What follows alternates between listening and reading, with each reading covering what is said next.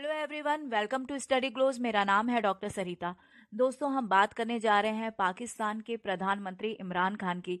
इनकी हमेशा फजीहत होती रहती है। इस बार इनकी फजीहत जो है इनके देश में ही हो गई है और ये पाकिस्तान के पीएम पाकिस्तान के लोगों से बहुत ज़्यादा खफा नज़र आ रहे हैं। खास करके राजनीतिक जो हलचलें चल रही हैं इस समय पाकिस्तान में, इसमें इनकी बेबसी खुलकर सामने आई है। पाकिस्तान के जो हालात हैं इन दिनों बहुत ज़्यादा खराब नज़र आ रहे हैं। कभी यहाँ पर आतंकवादी गतिविधियां चलती हैं तो कभी राजनीतिक संकट यहाँ पर खड़ा हो जाता है और इस बार राजनीतिक संकट में खुद पीएम इमरान खान जो हैं वो फंस गए हैं और इनके इस्तीफे की मांग भी की जा रही है।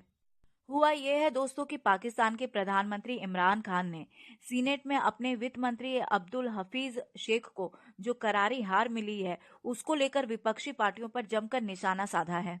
उन्होंने विपक्षी पार्टियों पर भ्रष्टाचार के खुलकर आरोप लगाए हैं।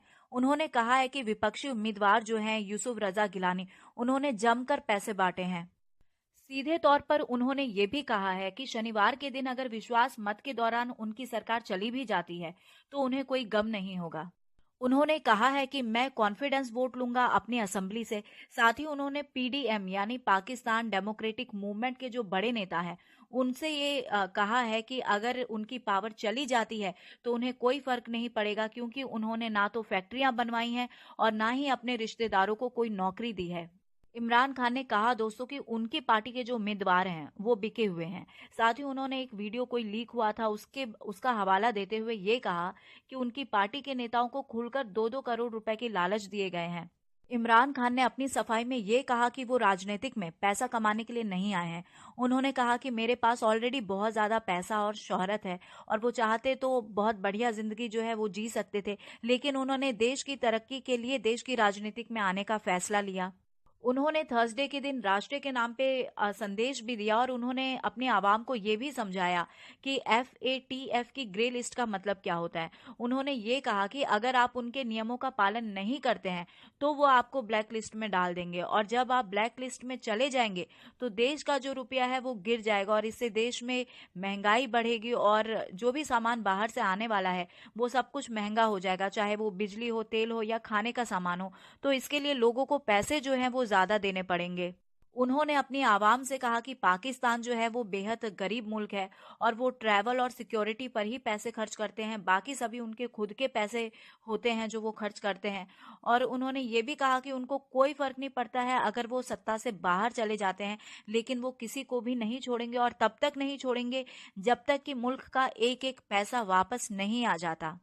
पाकिस्तान के जो पीएम है इमरान खान, दोस्तों वो अभी बिल्कुल फ्रस्ट्रेट हो चुके हैं।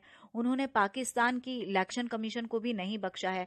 उन्होंने कहा है कि जो निर्वाचन आयोग है यानी जो इलेक्शन कमीशन है वो भ्रष्टाचार को रोकने में नाकामयाब रही है। और साथ ही इमरान खान ने लोकतंत्र का मजाक बनाने के लिए महागठबंधन जो है उसकी भी आलोचना की है और उन्होंने कहा है कि वो भ्रष्टाचारियों को बिल्कुल भी नहीं छोड़ेंगे। जहां एक तरफ पाकिस्तानी प्रधानमंत्री जो हैं वो सबके ऊपर आरोप लगाए जा रहे हैं और दूसरी तरफ जो है वो बहुत ही भावुक भाषण जो है वो अपनी आवाम को दे रहे हैं। सेना भी जो पीएम इमरान खान है उससे कहीं ना कहीं परेशान हो चुकी है, क्योंकि उनके कुछ स्टेप ऐसे थे जो सेना को नहीं पसंद आया था। तो सेना का भी मदद जो है यहाँ इमरान खान को नहीं मिल पा रहा है। दरअसल दोस्तों, जो पूर्व प्रधानमंत्री है यूसुफ रजा गिलानी, इन्होंने पाकिस्तान की तहरीके इंसाफ यानी PTI के जो उम्मीदवार हैं इनको हराकर प्रधानमंत्री को बहुत बड़ा झटका दिया है। देखिए दोस्तों, जो total number of pooled vote थे वो 340 थे, जिसमें से 7 वोट जो है उनको रिजेक्ट कर दिया गया और 169 जो है वो यूसुफ रजा गिलानी को मिले और 164 वोट जो है वो शेख को मिले। अब पाकिस्तान के जो पीएम हैं वो सीनेट में अपनी हार को बर्दाश्त कर नहीं पा रहे हैं। उन्होंने कहा है कि अगर मैं सरकार से बाहर होता हूं तो मैं लोगों के पास जाऊंगा और उन्हें देश के लिए संघर्ष जारी रखने के लिए कहूंगा। पीएम जो है ये सीधे तौर पर विपक्षी पार्टी के नेताओं को गद्दार कह रहे हैं और लुटेरा कह रहे हैं। तो आरोप और प्रत्यारोप का दौर जो है ये पाकिस्तान में चल रहा है। अब देखना यह है कि कल के दिन यानी शनिवार को पाकिस्तान के PM Imran Khan confidence vote को कैसे फेस करते हैं। So here is the end of this lecture. Thank you so much for your attention.